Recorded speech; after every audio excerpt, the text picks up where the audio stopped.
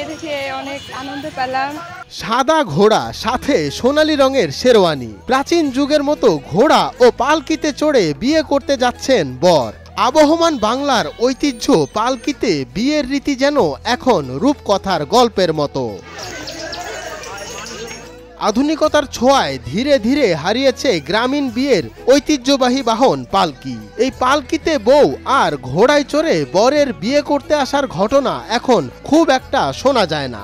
বাঙালির যে ঐতিহ্য পালকি এবং ঘোড়া গাড়ি, এইটা হচ্ছে এই সংস্কৃতিটা আমরা ধরে রাখার জন্যে এই পালকি এবং ঘোড়া গাড়ি করা হয়েছে। বাবার ইচ্ছে ছিল ছেলের বিয়ে দিবেন ঘোড়া আর গরুর গাড়ি নিয়ে। তার ইচ্ছা পূরণ করতেই আসাদুজ্জামান শুভ ৮ থেকে ১০টি গরু ও মহিষের গাড়ি আর ঘোড়ায় চড়ে বিয়ে করতে যান। এই ধরনের আয়োজন এক নজর দেখতে বিয়ের দাওয়াত ছাড়াও রাস্তাঘাটে ভিড় জমান শত শত মানুষ। কনে বলছেন বাংলার ইতিহাস ও ঐতিহ্য ধরে রাখতেই এমন আয়োজন করেছেন তারা। বাঙালির যে ঐতিহ্য পালকি এবং ঘোড়া গাড়ি, এইটা হচ্ছে এই সংস্কৃতিটা আমরা ধরে রাখার জন্যে এই পালকি এবং ঘোড়া গাড়ি করা হয়েছে। পালকি গ্রাম বাংলার ঐতিহ্য। গ্রামে বিয়ে হলেই এক সময় পালকির ডাক পড়ত।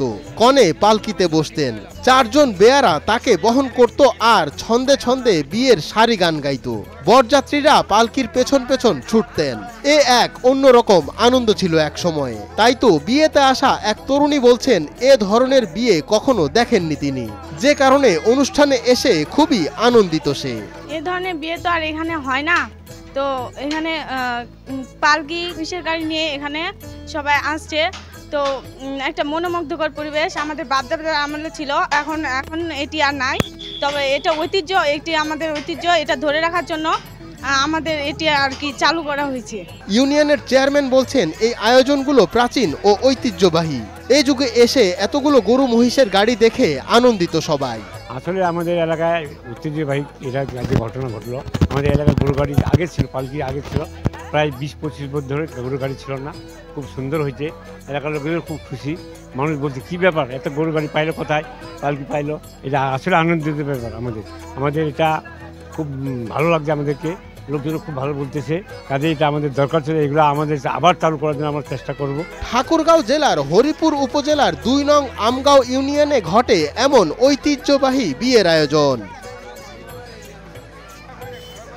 মঞ্জুর এ মাওলা, নয়া দিগন্ত।